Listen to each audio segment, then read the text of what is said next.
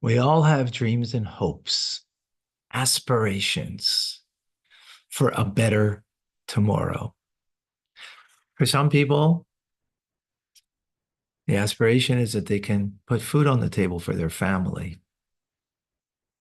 Others, they have hope of making a big breakthrough in business or in some area of scientific research, perhaps.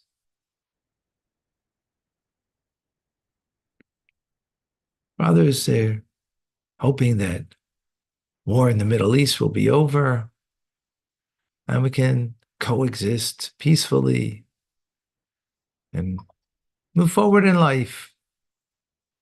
That's a hope and a dream. What's your hope? What's your dream? What's your better tomorrow? So the sages of Israel always hoped and dreamed for a better tomorrow. The better tomorrow is a world of good, a world that's been transformed. No more wars, no more greed, no more famine, a redeemed world, a world, Mashiach, where God's presence is palpable,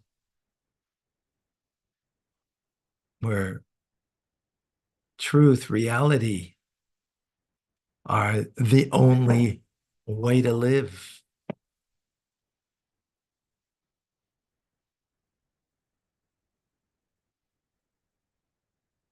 And the only truth and reality is God Almighty and His Torah.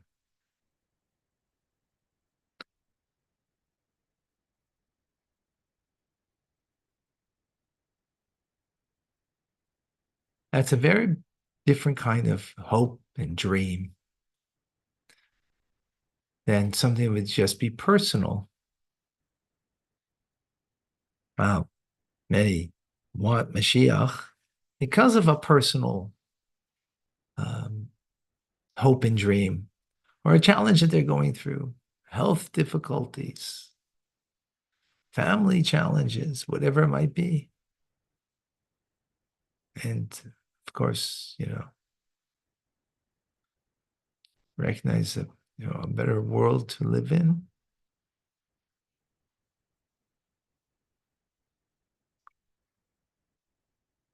Um, yeah, so that's what we are hoping dream, Shiach now. Welcome to Tanya Today. I'm Rabbi Ronnie Fine, coming to you from Chabad Zurich and Kadesh in Montreal, Canada. It's a privilege and a pleasure to share with you the Tanya. We conclude today the 26th letter, a lengthy letter, explaining the Zohar and what the concept of the tree of knowledge and good and evil is, what the concept of the tree of life is. And let's understand how that plays out today versus tomorrow. Tomorrow meaning times of Mashiach. What will be the distinction?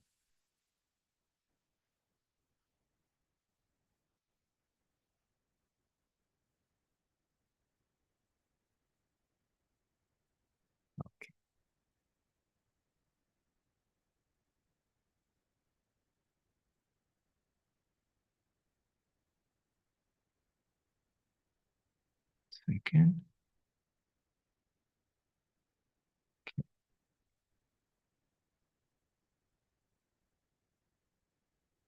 So, to conclude the 26th letter, Alter Rebbe says,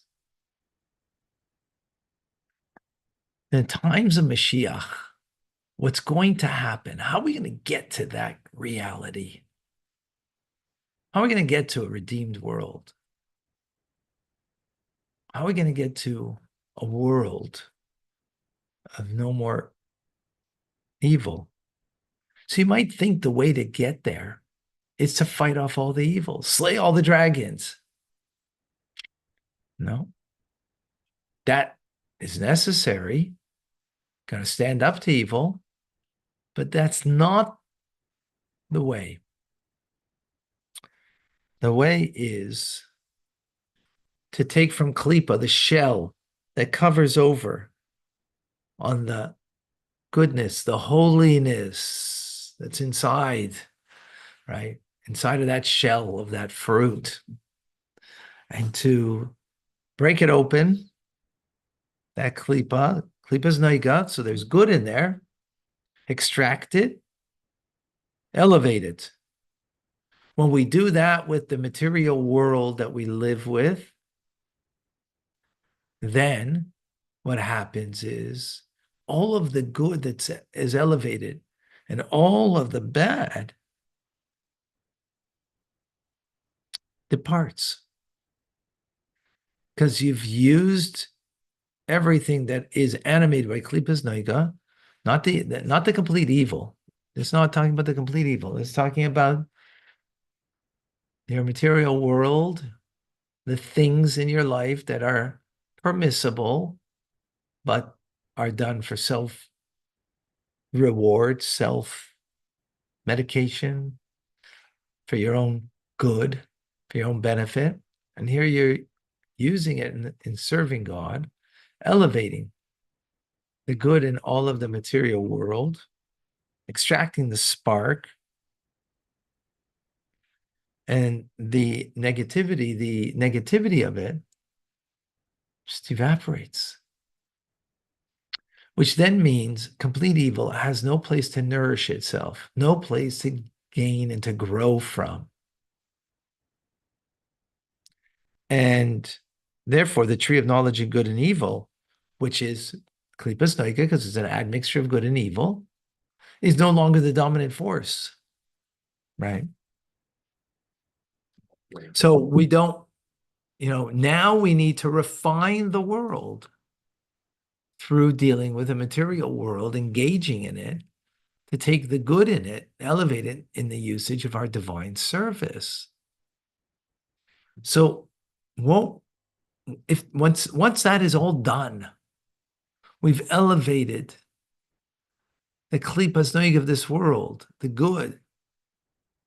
So evil now has nothing to nourish itself from, right? So now, what are you going to do? First of all, right? We're learning Torah right now, and as we explain, by our learning of Torah, we bring a refinement to ourselves. We bring a refinement to the material world, especially when we're discussing something about the material world, like, when it comes to a halachic ruling of a ox gored a cow, and what's the law, so to speak? Well, not so to speak, but right. So you no longer have to extract in the messianic times, the good from the bad, because that had been accomplished. So what's left? What's left? No. What's left is that we will study Torah, do mitzvahs, but not to refine the world, but to create a union between the male and female of the divine, called yichudimin is the term, like from the word yichud, which means privacy.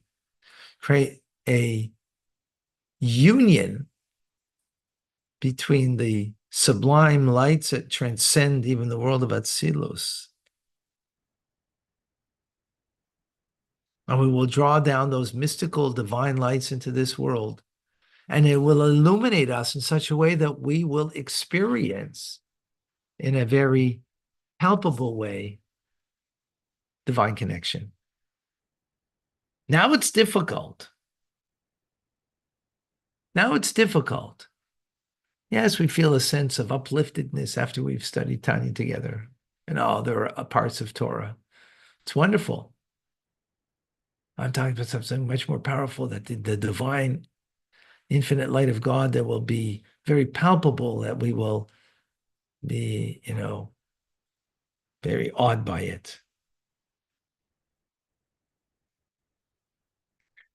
Which means then the form of Torah study will be more on the internal, deeper parts of the Torah. The do's and the don'ts, right? The revealed parts of the Torah will be much more manifest to us on how to observe. You'll know how to lead your life properly in behavior. You'll know how to do a mitzvah, right? You'll learn it once and you won't forget. Forgetting is something of this world. Imagine. Why is it of this world? Because this world is full of klipa, shell. Well, the shell covers over, conceals. And something's concealed from you, you forget. But when it's vivid, when it's just like, it's like in front of you, we all probably have some kind of images that we may have had an experience of something. Unfortunately, sometimes and often it's a traumatic experience that's like before us right now. So imagine it's not traumatic experience, but it's an experience of the presence of God or the teachings of the Torah, and it's in front of you as if like, hey, it's palpable, it's real, right before you. See, you don't need to review it. You don't need to go learn it again because you know how to behave appropriately. Now, it will be only the mixed multitude who will have to toil in Torah because they will not merit the tree of life,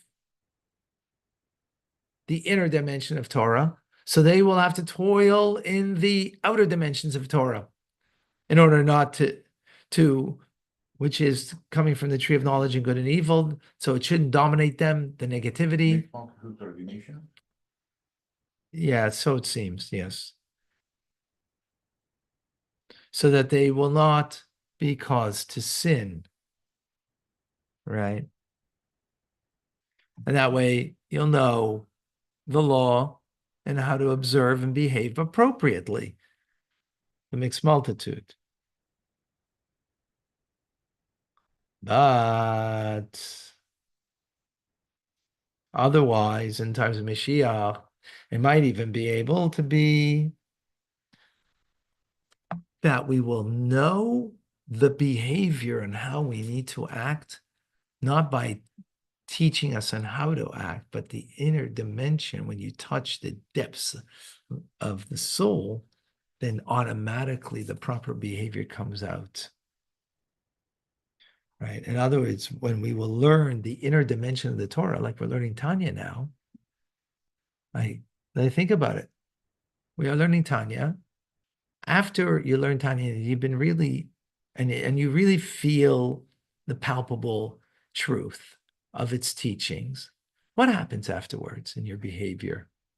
You don't need to, now look at the code of Jewish law. And how should I behave now? Should I speak lashon hara? Should I speak ill or not? Right?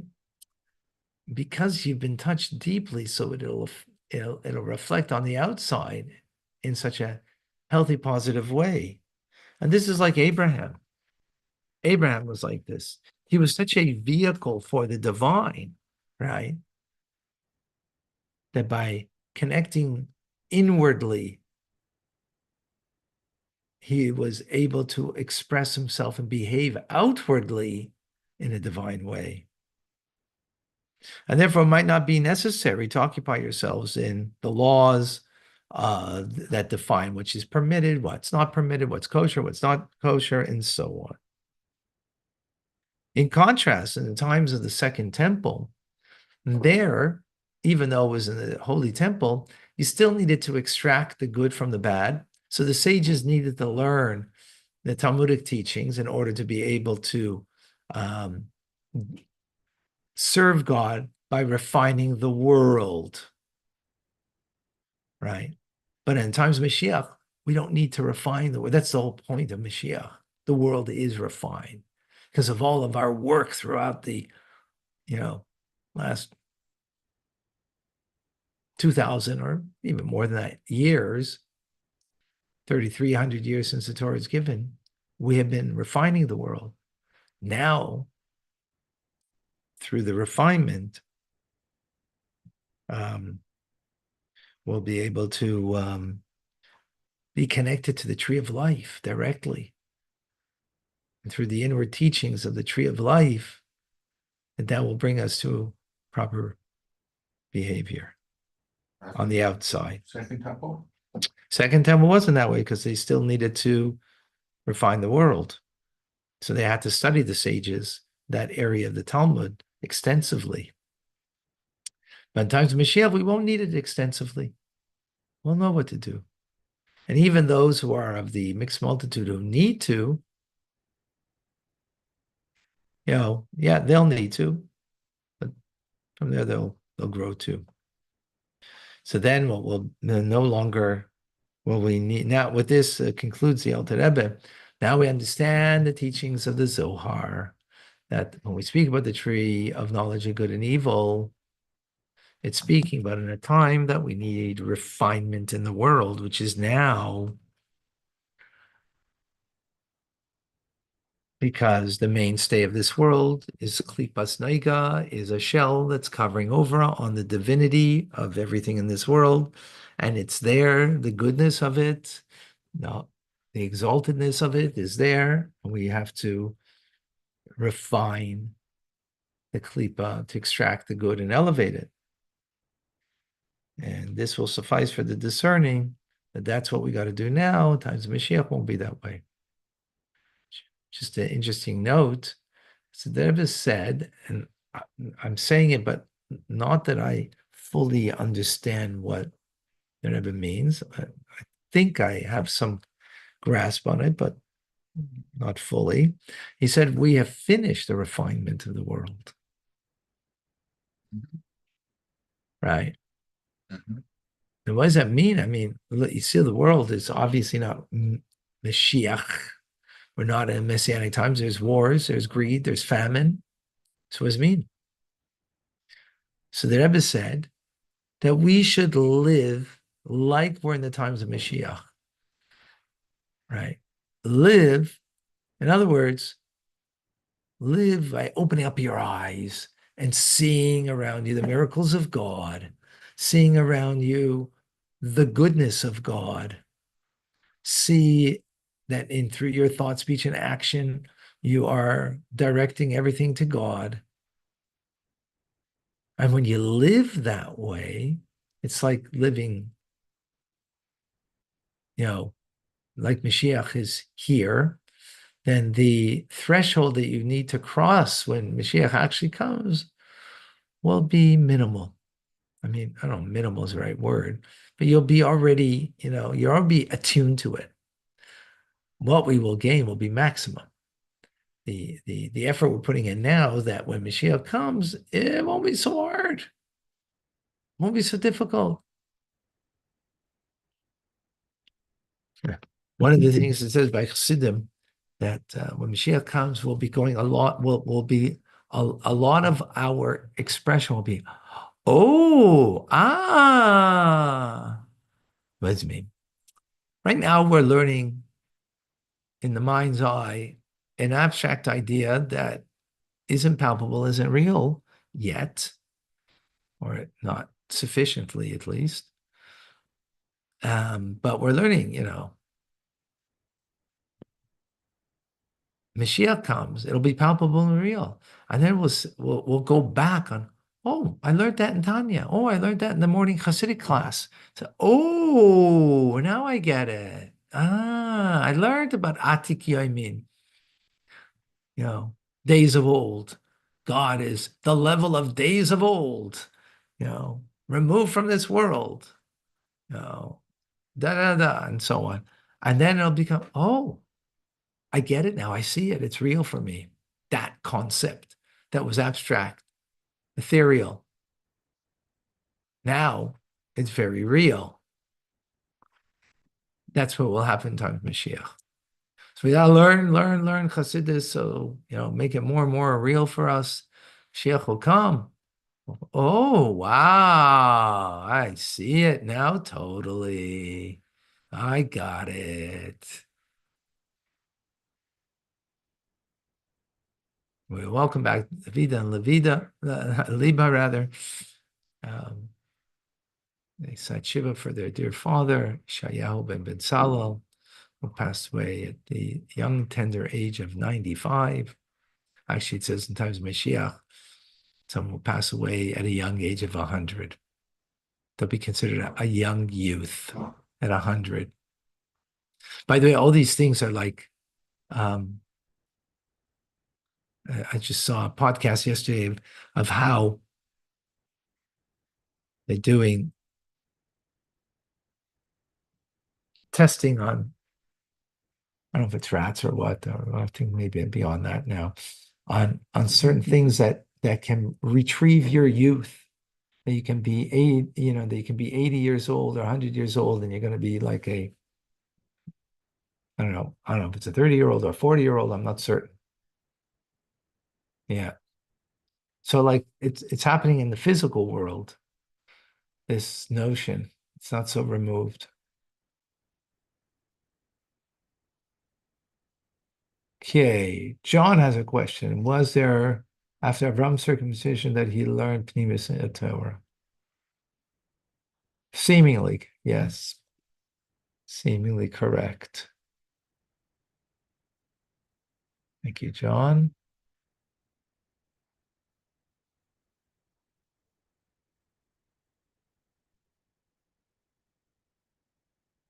I saw some other questions.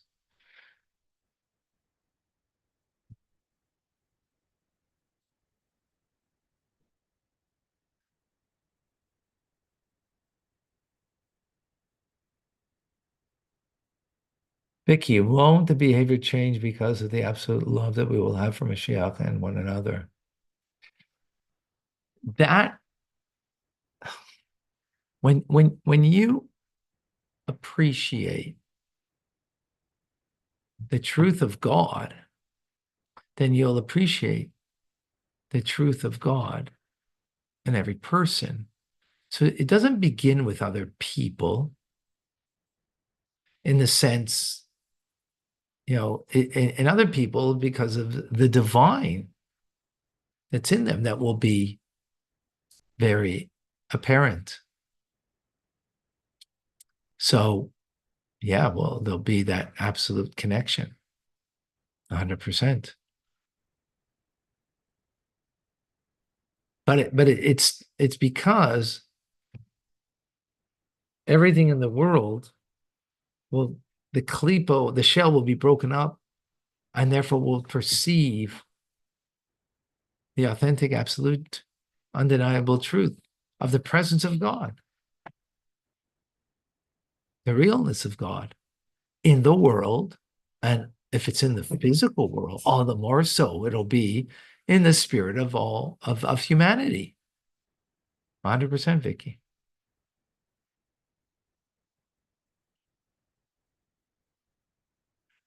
Yeah, Samar Lozata. Exactly. Live your life as if it's already happened. The Mashiach is here. Well said. Yes. Yeah. David, I heard that teaching Torah to the children hastens the coming of Mashiach and the study of a deep factor in his coming.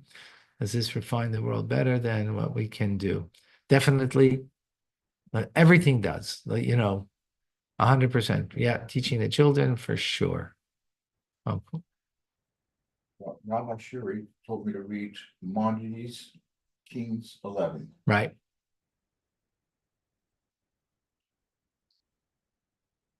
Marla, when Mashiach arrives, most people will not survive. That's not the Rebbe's attitude. Sorry, no. As I understand, yeah, yes.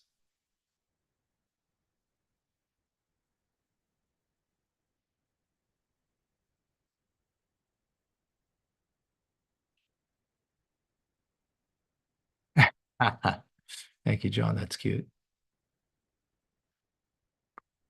John has been doing the ooh ah. That's that's beautiful. All right, folks. Guess what? Rambam's coming up. I'm going to mention it. Everybody, amazing. I keep up being amazing. To live this kind of way is chutzpah. Live with chutzpah. Chutzpah, nerve. How could you live as if the world is redeemed? What nerve to live that way? There's so many tragedies. There's so much greed. There's so much evil. And you're going to live as if it's chutzpah to live that way, but good chutzpah, good nerve. Do it.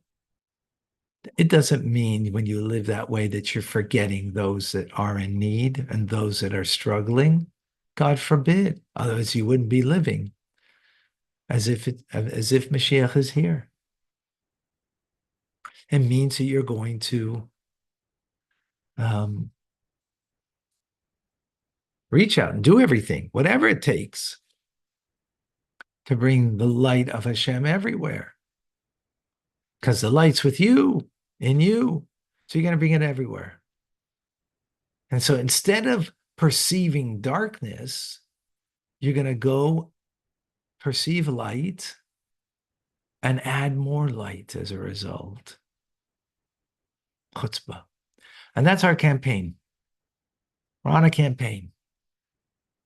Next week, we're going to do a matching campaign for Chabad Zuch and Kadeshim, where all this is coming from. And we have matchers. We're going to have the chutzpah to match everything you give. And I'm reaching out to you that I need your help. Not only that you should give towards our campaign with chutzpah, but to get others to give. That's real chutzpah. That's really. And to ask people to give, not sheepishly, because that's not chutzpah. You hear? To ask people to give because you're doing that, you're doing them a favor that if they give, they're fulfilling their purpose. And if they give, they're bringing Mashiach closer, as tzedakah brings closer the final redemption. So to believe that, first of all, it's itself, it's chutzpah, goes against the grain of society. Grain of society is, think about yourself. Look out for number one, yourself. And going against that is to have real chutzpah.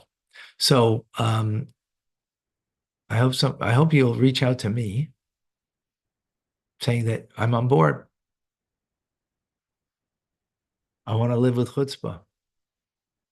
I want, in the face of darkness, be a light. I want, even though there's anti-Semitism, despite anti-Semitism, I'm not going to be afraid. And I'm going to be proud, if you're Jewish, proudly Jewish. And if you're not Jewish, proud of learning Tanya. Or proud of the goodness that you do. And together we're going to start a movement to live with chutzpah. All right, folks. I'm Rabbi Ronnie Fine, coming to you from Chabad Zuch and Kadeshim, Montreal, Canada. It's a privilege and a pleasure to share with you Tanya. Have an amazing day. Come and join us for